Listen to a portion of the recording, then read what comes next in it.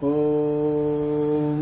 पूर्णमदः पूर्णमिदं पूर्णात् पूर्णमुदच्यते पूर्णस्य पूर्णमादाय पूर्णमेवावशिष्यते। ॐ शान्तिः शान्तिः। ॐ सहना भवतु सहनौ भुनक्तु सह वीर्यं करवावहै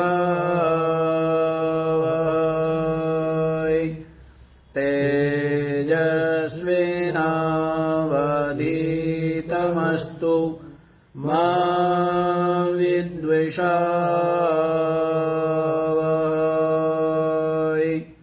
ॐ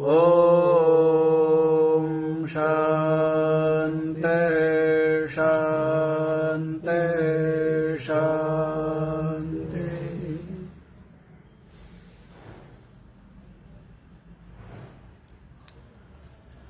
हाँ जी, तो आप लोग कठोपनिषद श्रवण कर रहे हैं और कठोपनिषद में प्रथम अध्याय तो आप लोग श्रवण कर चुके हैं और अब द्वितीय अध्याय और प्रथम वल्ली चल रही है और इसमें भी 5 मंत्र तक हो चुका है और 5 मंत्रों में अब तक आप लोगों ने क्या सुना है।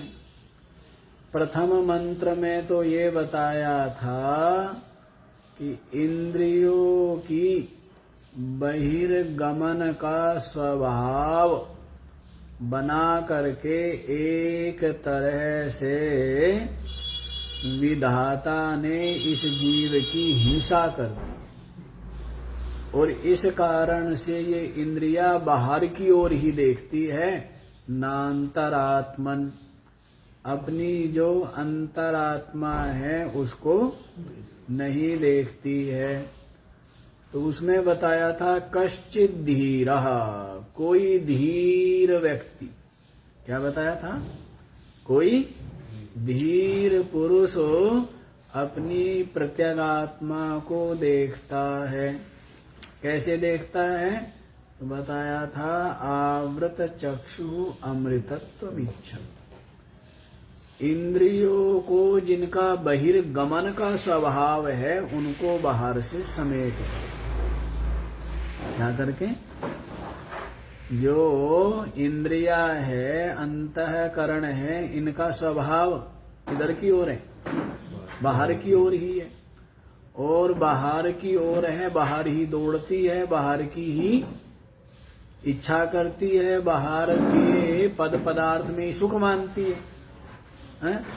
तो इस कारण से जो अपनी आत्मा प्रगट ही है, अपनी आत्मा क्या है, सबसे ज्यादा स्पष्ट क्या, कितने बार बारंबार हमने बताया, सब कुछ धूप में दिख रहा है, सब कुछ किस में दिख रहा है, प्रकाश में है और प्रकाश को ही नहीं देखता है। ये जो आपको दिख रही है दीवार, गाड़ी, गमला, पेड़ पौधा, नदी नाले, पहाड़ पत्थर, ये सब किस में दिख रहे हैं, प्रकाश में दिख रहे हैं ना। और प्रकाश को कोई कहे कि मुझे प्रकाश नहीं दिख रहा है तो उससे बड़ा मूर्ख कोई होगा क्या, बताओ। तो वैसे ही सबसे ज्यादा आत्मा ही प्रकट है, हैं?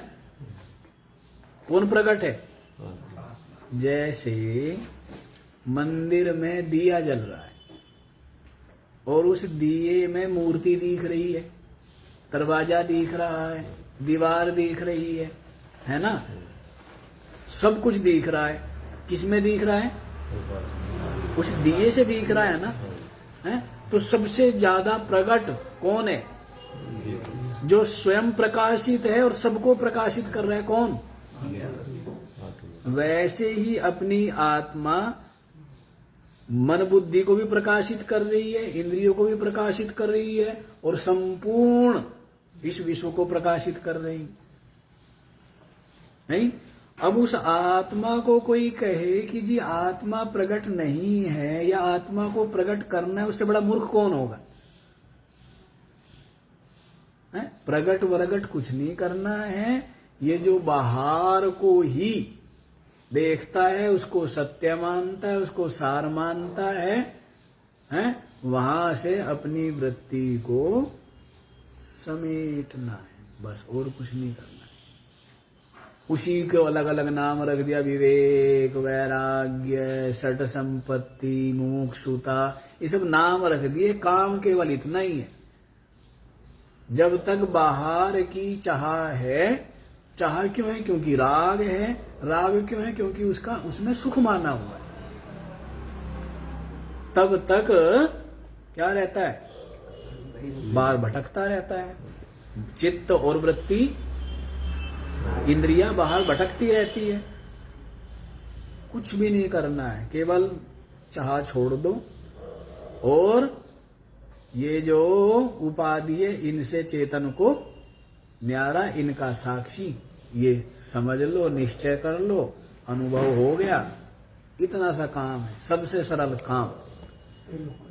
कठिन काम यही है जो संसार में मन लगा हुआ है, इंद्रिया लगी हुई है, उनको वहां से हटाना, ये कठिन है। ठीक है ना? तो आत्मानुभूति तो कठिन नहीं, प्रकट है। दिया सबसे ज्यादा प्रकट है। वैसे ही अपनी आत्मा से ही प्रकाशित है बुद्धि, मन, इंद्रिया, विषय, सब कुछ किससे प्रकाशित है? अब सब दिए से प्रकाशित है। मूर्ख व्यक्ति ये कहे कि मुझे दिया नहीं दिख रहा है। अरे दिए के प्रकाश से ही मूर्ति दिख रही है। इस दिए को बुझा दे तो मूर्ति भी नहीं दिखेगी, तेरा भगवान भी नहीं दिखेगा। जो तेरा भगवान मंदिर में तूने धर रखा है वो दिखेगा क्या?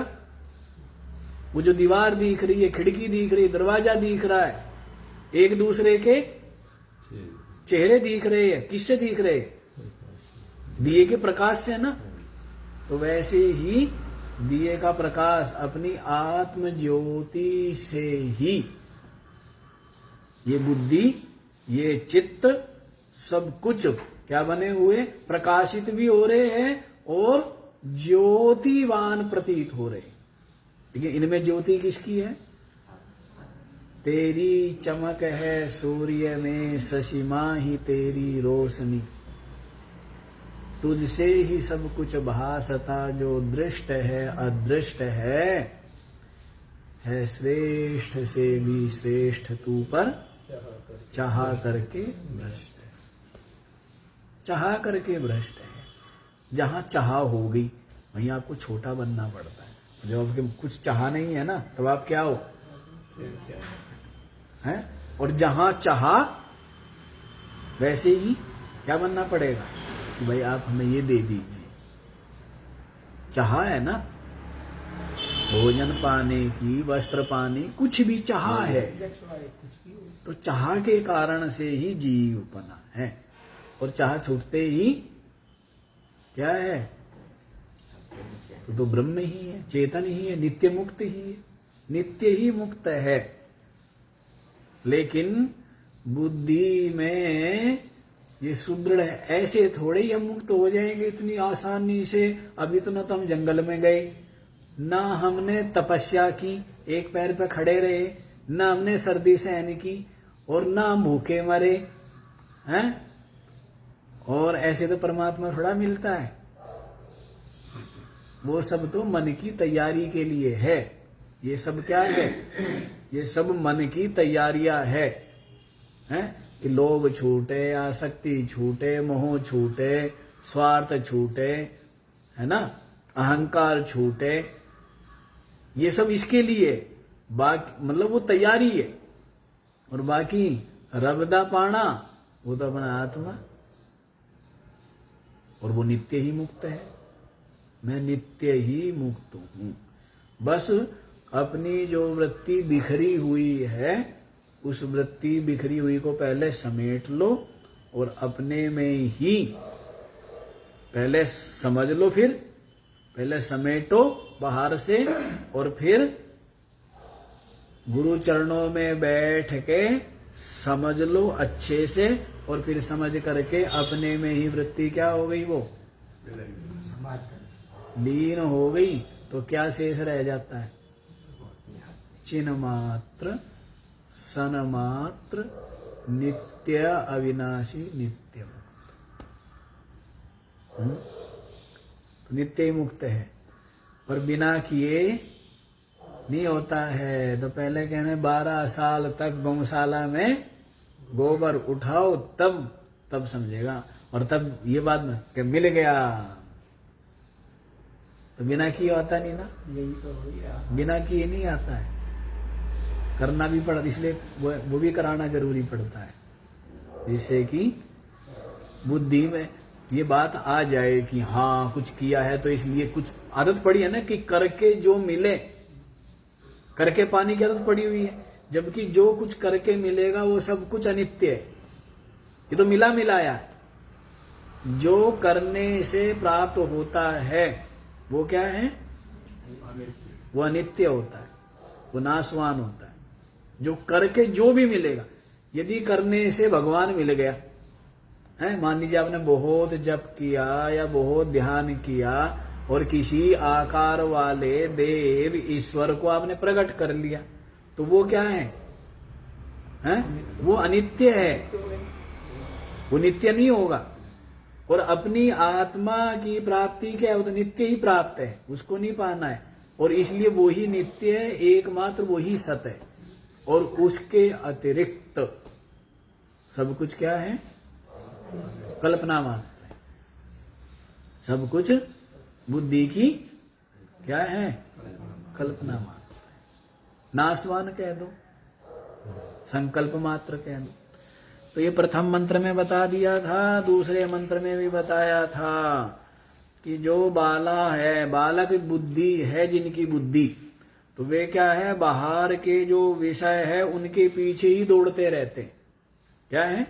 बाहर के विषयों के पीछे दौड़ते रहते हैं। इस कारण से मृत्यु के विस्तीर्ण पास में गिर जाते हैं। विस्तीर्ण पास माने कभी न समाप्त होने वाला। तो बारंबार जन्म, बारंबार मरण। ये चक्र चलाया किसने? स्वयं। इस चक्कर में घूम कौन रहा है? स्वयं। इसको रोकेगा कौन? स्वयं। ये चक्कर जो है खुद ही तो चलाया है। जैसे कोई इसी आदमी ने बटन दबाया, ध्यान दिया नहीं, उसके साथ में खुद घूमने लगा, लिपट करके। हो जाता है नहीं हो जाता है? तो चलाया किसने? ये चलाया भी स्वयं है, तेल पानी भी इसको खुद ही देता है, इसमें घूम भी खुद ही रहा है। और इसको पहले तेल पानी देना बंद करो। वो तेल पानी देने का मतलब, बंद करने का मतलब है चाह छोड़ना। क्या? चाह कुछ मत करो, ठीक है? और सब कुछ यथा समय, यथा प्रारब्ध, नियति के अनुसार अपने आप होता रहता है। हो ही रहा है, हो ही रहा है, सब कुछ तो हो ही रहा है। नहीं हो रहा है? आप कर क्या रहे हो? कुछ भी नहीं कर रहे हो, हैं? आप तो भोजन को भी अंदर डाल देते हो, सब कुछ तो फिर अपने आप ही हो रहा है। नहीं, आप तो ज्यादा क्या करते हो? भोजन को यूं गले के नीचे उतार दिया, उसके बाद उसका पाचन होना, रस बनना, उससे रक्त बनना, अस्थि बनना, मेद बनना, मज्जा बनना, वीर्य बनना, ये सब कुछ क्या हो रहा है? वात, पित्त, कफ, इनका बैलेंस, और बाकी सब इंद्रियों में सब जगह रस पहुंचना है। तो ये सब आप कर रहे हो क्या? तो सब कुछ अपने आप हो रहा है। इसलिए कुछ मत करो। क्या करो? बस निश्चय करो। और निश्चय यही करो, क्या निश्चय करो? ये जो बाहर वाला है सब, ये सब यथा प्रारब्ध मिल ही जाता है और इसमें कोई सुख नहीं। तो इसलिए इनके पीछे दौड़ना मूढ़ता है? और ज्यादा मिल जाए तो दुर्भाग्य ही है, नहीं? जिसके पास 2 जोड़ी कपड़े वह है भाग्यशाली, और जिसके पास 20 जोड़ी कपड़े वो है गधा।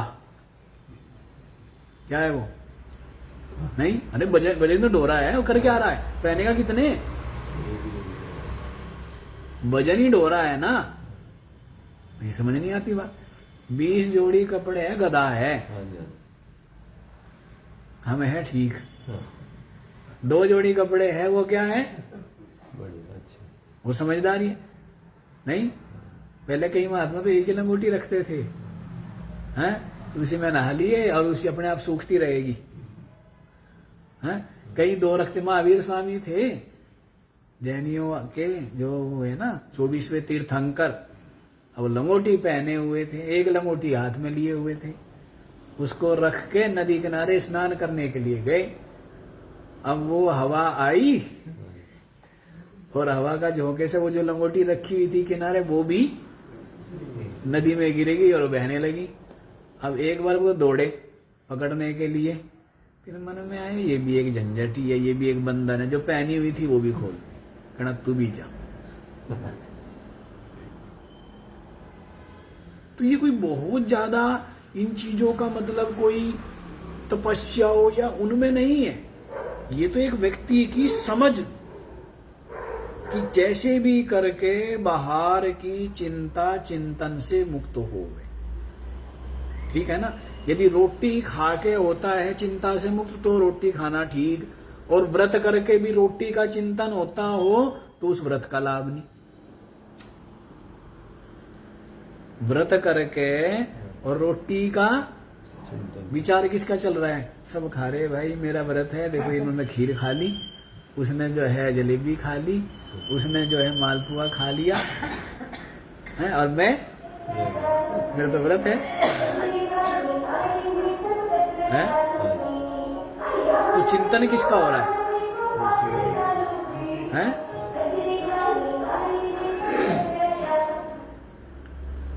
और यदि रोटी खा के जो भी मिलेगी उसको खा करके और उस विचार से मुक्त हो गया, उस चिंता चिंतन से मुक्त हो गया, तो वो मुक्त है। तो इसलिए महावीर स्वामी ने सोचा कि भाई ये भी एक बंधन ही है, उसको भी छोड़ दिया। तो किसी की नकल नहीं करनी। अब उनके शरीर में उतनी ताकत रही होगी जो सर्दी गर्मी सहन कर सके तो ठीक है, लेकिन कभी शरीर इतना रुग्ण भी हुआ हो, कमजोर हुआ हो, तो उन्हें भी वस्त्र धारण किए होंगे। तो वस्त्र धारण करने से कोई छोटा नहीं हो जाएगा, और वस्त्रों को त्याग देने से कोई महान आत्मा नहीं हो जाएगा। समझ आ रही है बात? वस्त्र त्याग देने से कोई महान आत्मा हो जाएगा क्या? और वस्त्र पहन लेने से कोई छोटा बड़ा तो किससे बनता है? बोध से बनता है। किससे बनता है? ज्ञान से बनता है ना, है? जिसको कम समझ है वो उलझा रहता है छोटी छोटी बातों में, और जिसको समझ है, विवेक है, वो बड़ी बड़ी बातों में भी नहीं उलझता, क्योंकि वो जानता है कि बड़ा भी कुछ नहीं है। बड़ा क्या है? थोड़ी सी देर का तमाशा है। अभी तो चिंतन कर रहा था, चिंता करता है करोड़ों की, अरबों की, या 1 रुपए की भी, और ये श्वास निकल गए, फिर वे पड़े करोड़। वो पड़ा कोहिनूर हीरा, कर ले क्या करेगा? तो जिसको समझ है वो बहुत ज्यादा इसकी चिंता चिंतन में सहज सहज यत्न कर लेता है, जो आवश्यक है, गुजारे लायक है। इतना दानी भी ना बने कि सर्दी में फिर कंबल में ठिठुरता फिरे, और इतना भी ना रखे 5 कंबल ठाके घूम रहा है। फायदा क्या काम तेरे को 1 का, और 4 का तो तू है। 1 रख ऐसा जिसे तेरा अपना गुजारा हो जाए। तो बहुत त्यागी भी नहीं बनना, बहुत रागी भी नहीं बनना। रागी लेके चलेगा 5, वो है गधा, और त्यागी छोड़ देगा सारों को, और फिर ठंड में ठिठुरेगा, वो है महामूढ़, वो महामूर्ख है। त्यागी जो है महामूर्ख है, और रागी जो है वो गधा है। अब दोनों ही बनने में ठीक है क्या? समझदारी क्या है? मध्यम मार्ग। इसलिए संतों ने कौन सा मार्ग अपनाया? सहज मार्ग, मध्यम मार्ग, है ना। और ये विद्या भी राज विद्या गीता में कह ही दिया है। समझ आई? तो ज्यादा त्याग राग में नहीं घुसना चाहिए, न तो ज्यादा त्याग में घुसे, न ज्यादा ग्रहण में घुसे, है ना। सहज रहना चाहिए। चलो, तो जो बालक है वो क्या है? बाह्य विषयों के पीछे दौड़ते रहते हैं, निरंतर मृत्यु के विस्तीर्ण पास में गिरकर जन्म मरण अनुभव करते हैं। लेकिन जो धीर है वो अमृतत्वम विदित्वा, अमृतत्व को जान करके अधुर्वेशु इह ना प्रार्थयन्ते, जो अनित्य है उनकी प्रार्थना, उनकी कामना नहीं करते हैं। कि अनित्यों की क्या कामना करनी है? यथा प्रारब्ध सहज यतन में मिल जाएगा, उससे ही निर्वाह कर। और वस्त्र आदि नहीं होते थे तो ये धूना क्यों लगाते थे? धूना लगाने का कोई मतलब ये थोड़ा है कि धूने की राख से भूत प्रेत भाग जाएंगे। धोने का मतलब केवल इतना ही था, वस्त्र आदि सीमित थे और जंगल ही जंगल थे, सूखी लकड़ियों की कमी नहीं थी, ठीक है ना। और आग जला के बैठ गए, सर्दी आदि भी दूर रहेगी, कीटाणु जीवाणु विषाणु वे भी दूर रहेंगे, साथ ही साथ जो जंगली जीव जंतु हैं वे भी आग से डरते हुए भी दूर रहेंगे। तो इसलिए ये धूना परंपरा चल गई है, ठीक है ना। तो इनमें ज्यादा कोई बहुत ज्यादा उसकी दिमाग लगाने वाली बातें नहीं है ये। तो सर्दी उससे दूर हो जाती थी, और वस्त्र है तो वस्त्र से दूर कर ले, ठीक है ना। तो इस तरह है, तो ज्यादा नहीं, अनित्य वस्तुओं की वो चाह नहीं करता है, ठीक है। और फिर तीसरे मंत्र में बता दिया था कि जिसके द्वारा शब्द स्पर्श रूप रसगंध, जो कुछ इन सब का ज्ञान हो रहा है ना अंतःकरण में, जिसके द्वारा हो रहा है, जिससे हो रहा है, किससे हो रहा है? आत्मा से प्रकाशित होकर ही अंतःकरण शब्दादि विषयों को क्या कर रहा है? प्रकाशित कर रहा है, उनको जानता है ना। तो इसलिए सबको प्रकाशने वाला कौन है? किसके द्वारा जान रहा है अंतःकरण? चेतन तत्व के द्वारा, है।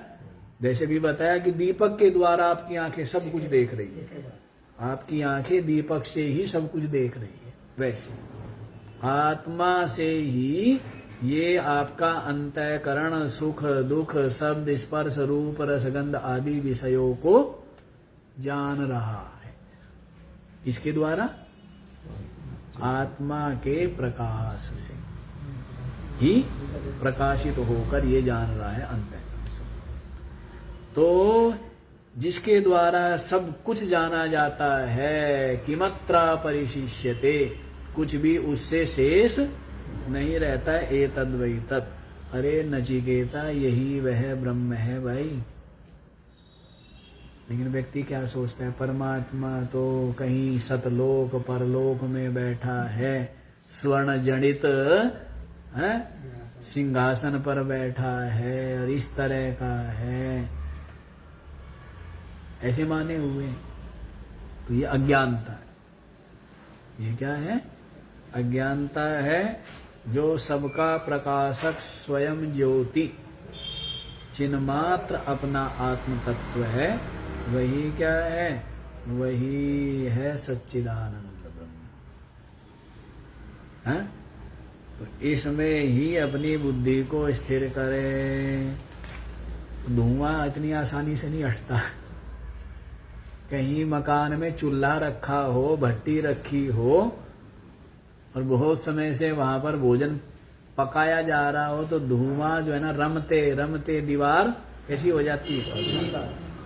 तो बड़े जोर लगाओ, ताकत लगाओ, लेकिन वो धुआं। तो वैसे ही बुद्धि पे धुएं पहले ही इतने जमे हुए हैं, संसारियों का संग और मिल जाता है, और फिर ज्योतिषी और मिल जाए तो साथ में राहु, फिर केतु, फिर शनि, फिर प्रेत, फिर भूत, फिर पिशाच, पता नहीं क्या क्या चढ़ा देते हैं? क्या करेंगे? छोड़ेंगे कुछ बाकी हैं? अरे कहना 5 भूत चिपटे हुए, इससे बड़े और कौन से भूत चिपटेंगे? हमारा ना चिपटता कोई भूत बात। पर दुनिया जो है जीवन बीत जाते और घर बर्बाद हो जाते हैं और सब कुछ बिक जाता है। हैं? भूत प्रेत निकालने में ये क्या है? केवल अज्ञानता है, केवल अंधविश्वास है, केवल मूढ़ता है, और इसमें ही व्यक्ति रहता है। इसीलिए तो कहते हैं चांदने में आ जाओ, चांदने में आते ही कहाँ गया भूत? वैसे ज्ञान के प्रकाश में आ जाओ, कहाँ गया सब? जहां ज्ञान का प्रकाश हुआ तो सब कहाँ गया? भूत प्रेत कहाँ चला गया? इसलिए इनके ज्यादा चक्रों में नहीं पड़ने चाहिए, हैं? लेकिन इन्हीं कर्म कांड और पता नहीं इन में उलझा रहता है, तरह तरह के जो काम करने का वो करना नहीं, सरल सा काम। बाहर की चाह छोड़ दो, आशा छोड़ दो। छोड़ दो का मतलब मैं कह रहा हूं छोड़ देने से नहीं है, समझ करके कि भाई ये सब कुछ तो आसार ही है, और ये मिल भी गया तो इससे कोई मैं सुखी होने वाला, और संयोग के साथ वियोग अवश्यम भावी।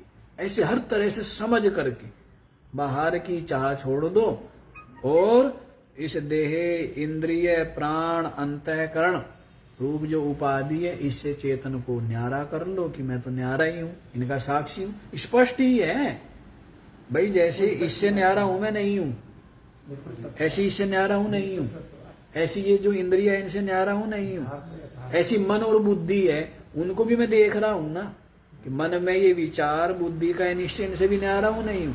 तो जो इनसे न्यारा जो रह गया सन्मात्र है मात्र, वो मैं हूं। बड़ी सरल सा काम है, कठिन काम तो मैंने बता दिया हैं।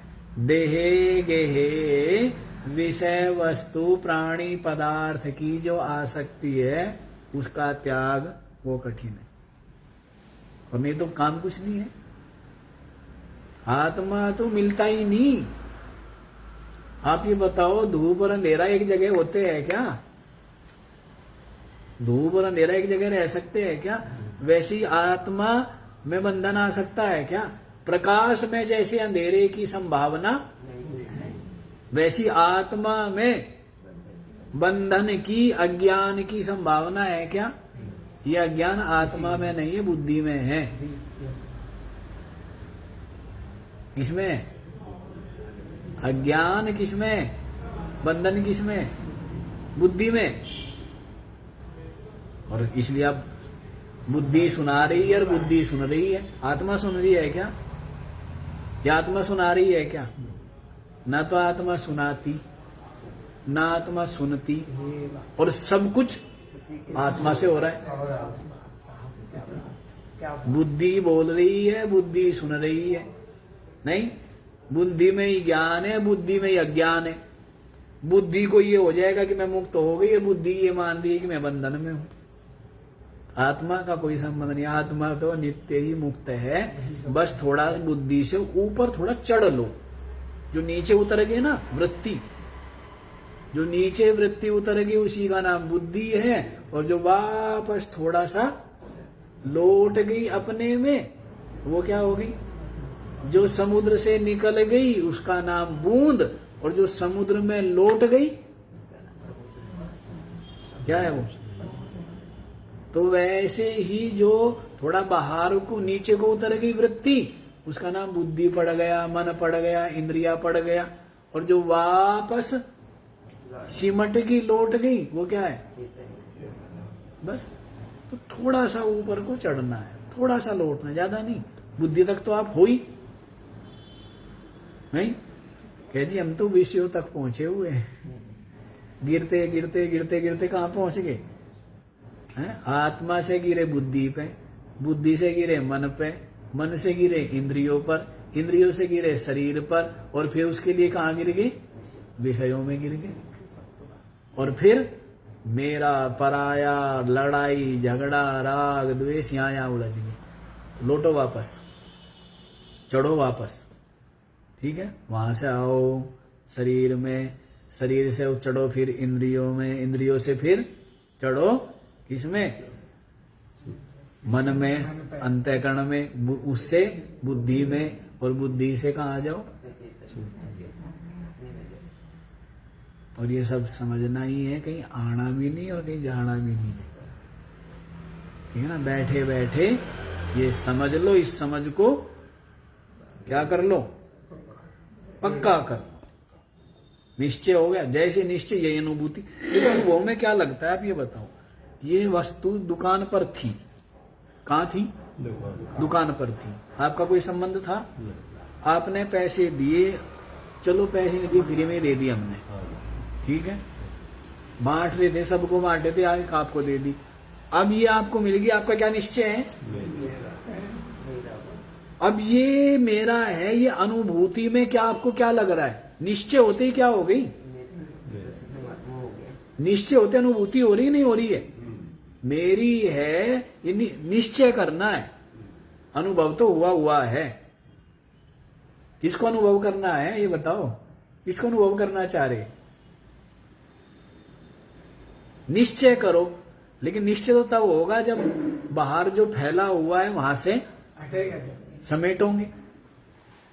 बस ये निश्चय करना है कि ये न्यारे हैं और मैं साक्षी, चिन्ह मात्र न्यारा हूं, नित्य मुक्त, नित्य मुक्त हो। पर नहीं हो गए, इसलिए हम क्या कहेंगे, गंगा जी में डूब हैं, 2 महीने जो ये है ना, हैं कार्तिक माघ, ये 2 महीने क्या कर, गंगा जी में ब्रह्म मुहूर्त में स्नान कर, फिर एक पैर पे खड़े होकर के इतना जप कर, फिर इतना पाठ कर, हैं, ये सब किस लिए, ये सब व्यर्थ नहीं है, ये एक तरह से मन को तैयार करने के लिए, एक आपके अंदर क्या आ जाए, संयम भी आ जाए, धैर्य भी आ जाए, और एक निश्चय की ताकत, इतना ही है, करना निश्चय ही है। समझ आ रही है बात? तो धीरे धीरे धीरे धीरे पढ़ाते हैं ना, फिर धीरे पढ़ते पढ़ते पढ़ते पढ़ते डॉक्टर बन जाता है। लेकिन एक दिन सीधा ही डॉक्टर बना दे तो क्या करे, सीधा उठाए घर से और सीधा MBBS में एडमिशन दे दे, वो बन पाएगा डॉक्टर? तो ये इनका अपना महत्व है, लेकिन समझनी तो यही बात है, अंत में समझ लो चाहे अभी समझ लो। ठीक है, चलो आगे भी चलना है ना। फिर क्या बताया था चतुर्थ मंत्र में, स्वप्नांतम जागृतांतम चोभौ येनानुपश्यति महांतम विभुम आत्मानं मत्वा धीरो न सोचति। स्वप्न में जो दिखता है दृश्य जगत, जागृत में जो दिख रहा है दृश्य जगत, ये न उभौ अनुपश्यति, दोनों के दोनों जगत को जो प्रकाशित कर रहा है, कौन प्रकाशित कर रहा है? कौन प्रकाशित कर रहा है? अपनी आत्मा से ही प्रकाशित है ना। ये जागृत वाला दृश्य जगत और स्वप्न का जो दृश्य जगत है, वो दोनों के दोनों किससे प्रकाशित है? अपनी आत्मा से प्रकाशित है। ऐसा जो महान विभू आत्मा है, उसको जान करके धीरो ना सोचती, धीर जो है वो शोक रहित हो जाए। शरीर में रोग हो गया, शरीर में है, मन में बुद्धि में कोई चंचलता है, कोई विचार है, तो किसमें है? मन बुद्धि में कुछ भी ना आवे तो उससे भी क्या हो जाएगा? मन बुद्धि में कुछ आ गया तो इससे क्या हो गया? आत्मा में बंधन आ गया है कि लगे पड़े मन के पीछे ले करके हैं, क्या हो जाएगा? इस शरीर के पीछे कितना ही पड़ लो, कितने ही साबुनों से रगड़ो, ये मैला का मैला रहना है। ये 5 तत्वों का है, वात पित्त कफ से बना हुआ है, ये वैसा ही रहेगा है। और उम्र बढ़ने के साथ साथ ताकत आएगी भी, फिर और बढ़ेगी तो ताकत घटेगी भी नहीं होगी। ऐसी इंद्रियों की ताकत भी बढ़ती है और फिर कम दिखना, कम सुनना, ये भी हो ही जाता है। वैसे ही मन में भी जो वृत्ति विचार है वो आते हैं और चले भी जाते हैं। तो इनके पीछे कौन सा पढ़ने की जरूरत है? इतना ही पढ़ना है जो काम हमने बताया है कि बाहर की जो आसक्ति है उसको छोड़ना है। बाकी ज्यादा मन के पीछे यूं बिल्कुल कर लो, उससे हो क्या जाएगा? जड़ समाधि लग जाएगी। मन रुक भी गया, कोमा में जो गया हुआ है उसकी भी समाधि लगी है, मूर्छा में जो है उसकी भी समाधि लग रही, सो गया उसकी भी समाधि लग रही। विचार है कुछ? विचार है। अरे इस वृत्ति को, इस अंतःकरण को वासना रहित करना है, चाह रहित करना है। बस क्या करना है? जो अंतःकरण में दृढ़ चाह बैठी हो ना, तृष्णा, उनसे रहित करना है। बाकी सहज हो तो कोई नहीं। भूख लगी है, भोजन की चाह होगी तो कोई बांधने वाली थोड़ा है। सर्दी लगी है तो कंबल की होगी तो ये कोई बांधने वाली थोड़ा है, हैं? ये चाह बांधती है कि नहीं वो भोजन मिले, वो वस्त्र मिले, वो अनुकूलता मिले, वो सम्मान मिले, वो प्रसिद्धि मिले, वो व्यक्ति मिले, वो विषय मिले। ये बांधना बंधन है। इनमें फिर इन्हीं के चिंतन में, इन्हीं की चिंता में उलझा रहेगा। ठीक है ना? तो ये सब किसमें है? ज्ञानी जानता है उपाधि में, शरीर में है, इंद्रियों में है, अंतःकरण में है। और मैं न्यारा, विशुद्ध, नित्य मुक्त, निर्मल ही, निष्पाप ही। क्या? कीचड़ में खड़े होते हुए भी शरीर कीचड़ से सना हुआ है, मैं थोड़ा ही सना हूं। शरीर तो किससे सना है? और क्या कहता है? कीचड़ से सना हुआ है, धसा हुआ है। और क्या कहता है कि मेरे को तो ये कीचड़ स्पर्श भी नहीं कर सकता। तो ठीक कह रहे हैं, गलत कह रहे हैं? ठीक कह रहे हैं। शरीर से चिपटा हुआ है कीचड़, आत्मा को चिपट सकता है क्या? स्पर्श कर सकता है क्या? बताओ। आत्मा को छू भी सकता है क्या? छू सकता है? तो वैसे ही संसार में रहते रहते बताया था ना, क्या बताया था? दुनिया में रहता हूं, तलबगार नहीं हूं, बाजार से निकला हूं, खरीदार नहीं। मतलब संसार में है लेकिन चाह निर्मुक्त, कोई आशा नहीं, कोई चाह नहीं, कोई तृष्णा नहीं। निरंतर ही क्या है? चाह रहित जो है वो निरंतर ही मुक्त है। चाह रहित और बोधवान नित्य ही मुक्त है, नित्य ही मुक्त है। आंख खुले खुले, हंसते हंसते, बोलते बोलते, खाते खाते, नित्य ही क्या है? नित्य ही मुक्त है। समझ आ रही है? तो ये बात बता दीजिए। पांचवें मंत्र में क्या बताया था? यही होगा। पांचवें मंत्र में बताया था, या इमं मद्वदं वेद आत्मानं जीवमन्तिकात् ईशानं भूत भव्यस्य न ततो विजुगुप्सते एतद्वै तत्। जो मद्वदं वेदा, मधु बताया था ना, कर्म फल का भोगता। कर्म फल का भोगता ये जो जीव है, इस जीव का भी जो साक्षी है। कर्म फल का भोगता जीव कौन है भाई? जो उपाधि के साथ में जिसकी क्या है, मैं मेरापन है, वो जीव है। और जो इनसे न्यारा, इनको देखने वाला है, वो साक्षी है, वो आत्मा है, वो नित्य है ना। तो ऐसा जो जानता है और ईशानम भूत भव्यस्य, भूत भविष्य वर्तमान के शासक रूप से जानता है। भूत भविष्य वर्तमान भी जिससे है, इससे आपसे ही तो है। जो आपके आगे आके चला गया वो भूत, जो आपके आगे अभी खड़ा हुआ है वो वर्तमान, और जो आपके आगे आएगा वो भविष्य। तो सबका सब धुरी कौन है? आपके सामने आकर के हाजिरी लगा रहा है ना। एक हाजिरी लगा के चला गया, दूसरा हाजिरी लगा रहा है, तीसरा हाजिरी लगाने के लिए लाइन में खड़ा हुआ है। किसके सामने? तो इन तीनों का शासक कौन है? इसे काल को तो पता भी नहीं है, मैं भूत हूं, भविष्य हूं, वर्तमान हूं, कौन जानता है? नाम किसने रखे? मैंने। तो बच्चे किसके हुए? आपके हुए ना। भाई आपका बच्चा होता है, नाम किसने रखा उसका? आपने रखा ना। तो भूत का नाम भूत किसने रखा? वर्तमान का नाम वर्तमान किसने रखा?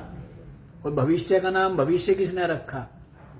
तो ये सब के सब क्या है? आत्मा की, मैं की, आपकी संतान है। सब कुछ आपसे ही प्रकट है ना। तो आपने इनके नाम रखे, ठीक है ना। जिसके बच्चे ज्यादा हो नाम तो रखने पड़ेंगे, नहीं रखने पड़ेंगे? हैं? काम लेना हो, बुलाना हो तो नाम रखने पड़ते हैं, नहीं रखने पड़ते हैं? बताओ। तो वैसे सबके नाम रखे हुए, ठीक है। सब कल्पना है, कल नाम बदल भी दो, क्या फर्क पड़ता है? हैं? अंग्रेज कहते कि नहीं हम तो भूत नहीं कहते, हम तो पास्ट कहेंगे। हैं? अलग अलग नाम बदल दो, उन्हें कोई दिक्कत है? उनको दिक्कत है क्या कि नाम बदल दो उनके? सबने न्याय उर्दू वालों ने अलग नाम रख रखे, फारसी वालों ने अलग रख रखे, अरबी वालों ने अलग रख रखे, सबने नाम अलग अलग रख रखे, नहीं रख रखे? तो सबके नाम आप लोगों ने रखे हैं ना। और बदल भी दो तो कोई फर्क नहीं है, ठीक है। छोटे का नाम रख दिया कुछ, हैं? छोटे का नाम रख दिया क्या? रमेश। बड़े का नाम रख दिया सुरेश। बदल दो भाई, हैं? आजकल बदलने वाला काम बड़ा विचित्र है। पहले तो कपड़े भी बदल देते थे कि चल बड़े लाए तो थे किसके नाम के? छोटे के नाम का, लेकिन वो छोटे का आया नहीं, थोड़ा बड़ा रह गया तो क्या चल बड़े के काम आ जाएगा। अब नहीं है, अब तो क्या है? Choice, matching. अब तो अलग जमाना है। चलो, तो ना ततो विजुगुप्सते, तो अपनी आप क्यों रक्षा की किससे इच्छा करे? क्यों? अपनी आत्मा तो अविनाशी है ना। तो मरता कौन है? शरीर आदि मरता है। तो अभी तक इच्छा करता था ना रक्षा की, अपने आप के रक्षा की इच्छा करता था। लेकिन अब जान लिया कि मैं तो अविनाशी हूं। अग्नि जला नहीं सकती, जल गीला नहीं कर सकता, शस्त्र शरीर को काटता है, मुझ आत्मा को नहीं काट सकता, और वायु जिसको नहीं सुखा सकती, तो मैं तो अविनाशी हूं। इसलिए ततो न विजुगुप्सते, वो किसी से अपनी रक्षा की इच्छा नहीं करता है। एतद् वैतत्, यही वह ब्रह्म है नचिकेता जो तूने पूछा था। छठा मंत्र भी देख ही लो जी। यह पूर्वं तपसो जातम् अद्यः पूर्वमजायता गुहां प्रविश्य तिष्ठन्तम् यो भूतेभिर्व्यपश्यता। एतद्वैतत् यः पूर्वं तपसः जातम् अद्यः पूर्वम् अजायत गुहां प्रविश्य तिष्ठन्तम् यः भूतेभिः व्यपश्यत। एतद्वैतत्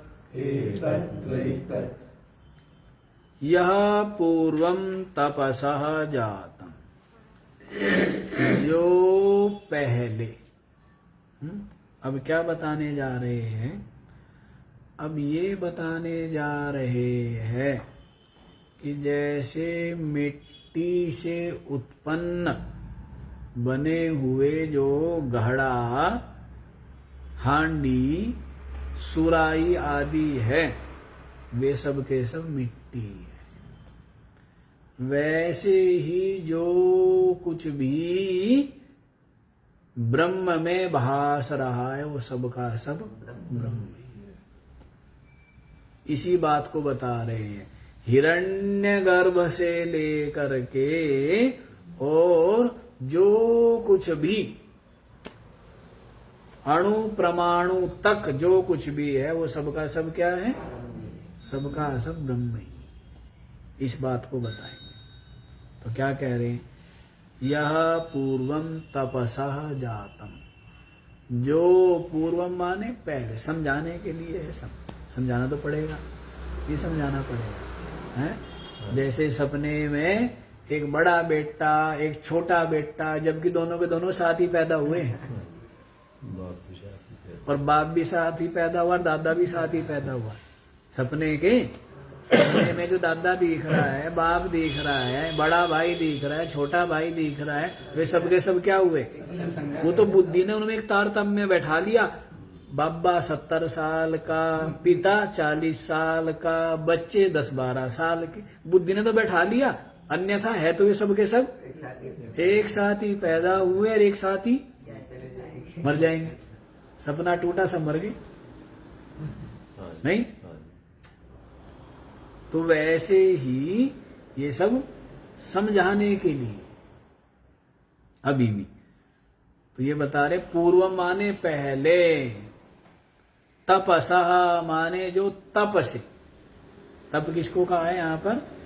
यहाँ पर ये जो ब्रह्म है इसी को क्या कहा है? तप रूप कहा है। अपने चेतन को ही क्या बोला है? तप करके कहा है। तो जो तपसः माने तप से, ज्ञान लक्षण रूप जो तप है ब्रह्म। ज्ञान लक्षण रूप ब्रह्म क्या है? सच्चिदानंद है ना। सत माने है, चिद माने ज्ञान स्वरूप, आनंद माने आनंद स्वरूप। तो ज्ञान आदि लक्षण रूप जो ब्रह्म है वही क्या है? तप है। तप क्यों कहा है? देखो समझो। ज्ञान को ही तप कहते हैं। ज्ञान माने विचार, इसको तप कहते हैं। विचार को ही तप कहते हैं। जैसे एक व्यक्ति मान लीजिए इंजीनियर है, तो उसको क्या है? ज्ञान है। और वो साथ में रखता है मजदूर।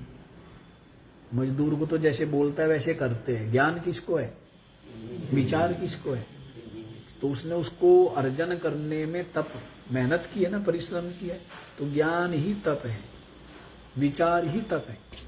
कोई भी काम आप करते हो विचार से करते। एक तो होता है करने लग जाओ, इतना सा काम था, इतना बड़ा हो जाएगा, फैल जाएगा नहीं फैल जाएगा। यदि बिना विचारे करोगे तो क्या होगा? फैल जाएगा ना, समेटने में आएगा। और विचार करके करोगे तो इतना बड़ा काम था। और तो विचार ही तप है। यहां पर जो बारंबार आएगा, उपनिषदों में भी जगह जगह आता है। तो यहां तप किसको मानते हैं? हाँ। और विचार से तो छूटेगा। जो छूटने योग्य वो छूटेगा भी विचार से, और जो ग्रहण करने योग्य है वो ग्रहण भी विचार से ही होगा। भाई मोह छूटेगा तो विचार से छूटेगा ना, लोभ छूटेगा तो विचार से छूटेगा ना, नहीं? अन्यथा घर छोड़ भी दिया लेकिन लोभ मोह तो कहां बैठा है? अंतःकरण में।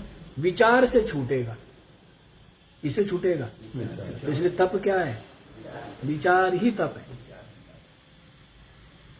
तो ज्ञान इसलिए कह दिया, ज्ञान रूप, ज्ञान आदि लक्षण रूप जो ब्रह्म है उससे पूर्वम माने पहले, जातम अद्भ्य, पूर्वम अजायता। अद्भ्य माने जो जलादि है ना, ये 5 भूत, पंचभूतों से जो पहले उत्पन्न हुआ, कौन हुआ? नहीं, चेतन थोड़ा उत्पन्न होता है। चेतन से तो सब कुछ है। बोला ना, चेतन से, ब्रह्म से पहले, ब्रह्म से हुआ है ना। तो उसको क्या उत्पन्न हुआ? आपकी बुद्धि, आपका मन, इसी को क्या कहते हैं? समष्टि में हिरण्यगर्भ। व्यष्टि में इसको क्या बोल रहे हैं? व्यष्टि में इसको बुद्धि कह दिया, सूक्ष्म शरीर, और समष्टि में इसको क्या बोल देंगे? हिरण्यगर्भ। समझ आई बात? तो जो ज्ञानादि लक्षण रूप ब्रह्म है, उससे पहले और जल आदि से पहले, दोनों का समझो। पूर्वम पूर्वम दो बार है ना। पूर्वम माने एक तो पहले हुआ था, और एक पूर्वम का मतलब है जल से पहले हुआ। समझ आए? हैं? एक तो पूर्वम माने भाई पहले हुआ था ना, किससे? ब्रह्म से हुआ था। ब्रह्म से ये जो हिरण्यगर्भ है, और पूर्वम अद्भ्या पूर्वम माने जो जल आदि ये 5 भूत हैं, इनसे पहले अजायता माने उत्पन्न हुआ है। तो क्यों बता रहे जी ये सब बात? इसलिए बता रहे हैं कि सब कुछ उससे ही उत्पन्न हुआ है, सब कुछ उसमें ही भास रहा है। क्या बताना है? तो सब कुछ वही है, सब कुछ वही है ना। जैसे मिट्टी से उत्पन्न हुआ है, मिट्टी में ही तो भास रहे हैं सब घड़े। किससे उत्पन्न हुए? मिट्टी से। तो मिट्टी ही है ना। तो यही बताना है कि सब कुछ उससे उत्पन्न है, उसमें ही भास रहे हैं, सब कुछ वही है, ये बताना। वही है। मिट्टी तो है ना सब कुछ, तो सब ब्रह्म ही है ना। जो कुछ सब उसमें ही कल्पित है, उसमें ही प्रतीत हो रहा है, उसमें ही भास रहा है। तो इस प्रकार से गुहाम प्रवेश्य तिष्ठन्तम, और क्या है? भूते भी, यह भूते भी, जो भूतों के सहित, भूतों के सहित जो गुहाम प्रवेश्य तिष्ठन्तम, बुद्धि रूपी गुफा में प्रवेश करके, तिष्ठन्तम माने विराजमान, बुद्धि रूपी गुफा में प्रवेश करके जो विराजमान है, और सबको देखता है। क्या करता है? सबका साक्षी है। एतद् वै तत्, यही वह ब्रह्म है। समझ आया? हाँ? लेकिन बताया ना, बुद्धि में संस्कार ये पड़े हैं, बिना किए यदि हीरा मिल गया तो उसको कांच समझता है, और हाथ पैर मार करके खूब मिल गया कांच तो उसको क्या समझता है? तो परमात्मा को सोचता है कि परमात्मा कुछ करने से मिलेगा, क्योंकि संसार में क्या देखता है? रोटी मिली तो करने से मिली, कपड़ा मिला तो करने से, वही मिलेगा ही करने से भाई। लेकिन परमात्मा करने से, परमात्मा मिलेगा बैठने से। और बैठने का मतलब है ये जो इंद्रियां दौड़ रही है, चित्त दौड़ रहे, इनके शरीर के बैठने से कोई मतलब नहीं है। जो ये इंद्रियां दौड़ रही है, चित्त दौड़ रहा है, हैं? इनके बैठने से ये बैठ गए। और बैठने का मतलब ये भी नहीं कि इनको भी जड़ करना है। बैठने का मतलब ये है कि जो इनके अंदर राग था, तृष्णा थी, वो नहीं, सहज।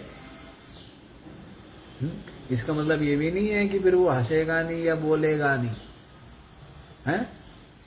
हंसना बोलना ये सब उपाधियों में चलता रहता है, पर बोध है जिसको, क्या है? बोध है ना। दिखने में एक जैसे दिख रहे, एक डॉक्टर है, हैं? और एक कभी स्कूल भी नहीं गया है, और दोनों को कोट पैंट टाई वाई लगा करके दिखने में क्या दिख रहे हैं, लेकिन बहुत भेद है। एक के अंदर बहुत ज्ञान है, और एक क्या है? बिल्कुल पशु बुद्धि है। दिखने में क्या दिख रहे हैं? एक जैसे दिखते हैं। दिखने में तो 4 भाई है, एक जैसे दिख रहे हैं, लेकिन एक डॉक्टर है, एक मास्टर है, एक रसोईया है, तो अलग अलग है ना। अब रसोईया से तो इलाज नहीं करवाओगे, हैं? तो मास्टर से तो इलाज नहीं करवाओगे, वो अलग अलग, जिसको जिस चीज का ज्ञान है ना, वही ना। तो वैसे ही दिखने में एक जैसे दिख रहे हैं, तो ये बात नहीं है।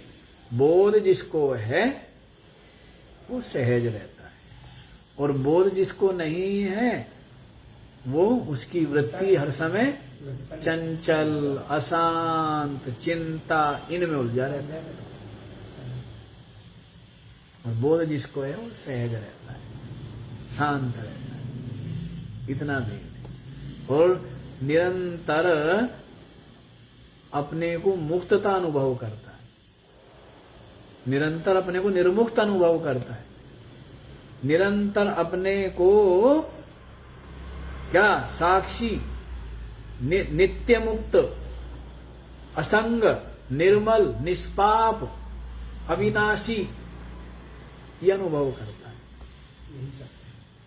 कि इनमें होते हुए भी, शरीर व्यवहार में होते हुए भी, इंद्रिया अंतःकरण यथा योग्य व्यवहार में व्रतते हुए भी मैं तो न्यारा ही,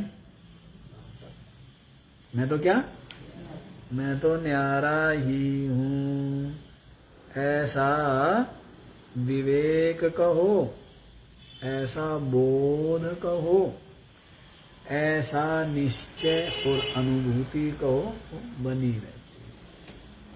खाते खाते भी जान रहा है शरीर की भूख की निवृत्ति के लिए, और मन इसके स्वाद को अनुभव कर रहा है। इंद्रियों के द्वारा मन, बुद्धि इनके स्वाद को अनुभव करे। मैं न्यारा ही हूं, मैं तो देख रहा हूं तमाशा। रोटी आ गई है, हाथ इंद्रियों की क्रिया को, दांतों की क्रिया को, इंद्रियों की अंतःकरण की, मन बुद्धि की क्रिया को, इन सब को मैं क्या हूं, न्यारा ही। मैं तो केवल अनस्नन अन्यो अभिचाकशीति, पीछे आया था ना, तयो एकम पिप्पलम स्वादमत्ति अनस्नन अन्यो अभिचाकशीति। एक तो क्या है, इन कर्म फल का भोगता है, और दूसरा क्या है, अनस्नन अन्यो अभिचाकशीति, एक खाली ना खाता ना पीता, खाली देखता रहता है। तो जो देखना मात्र है, दृष्टा मात्र, साक्षी मात्र, वही चेतन, वो आप हैं, नित्य मुक्त है। समझ आ गई बात, ये बात। अच्छा जी, तो क्या बता रहे हैं, ये हो गया। गुहाम प्रविश्य तिष्ठन्तम, बुद्धि रूपी गुफा में प्रवेश करके जो विराजमान है, या भूते विर्व्यपश्यता, और जो सबको देख रहा है, जो संपूर्ण भूतों के सहित उस हिरण्यगर्भ को भी देखने वाला है। एतद्वैतत्, अरे नचिकेता, यही वह ब्रह्म है। ठीक है, तो इतनी सी बात है जी। इसका भाष्य तो हम लोग कल ही देखेंगे, आज इतना ही रख लीजिए, बाकी का विचार कल। ओम पूर्णमद पूर्णमिदं पूर्णात् पूर्णमुदच्यते पूर्णस्य पूर्णमादाय पूर्णमेवावशिष्यते। ओम शांति शांति शांति।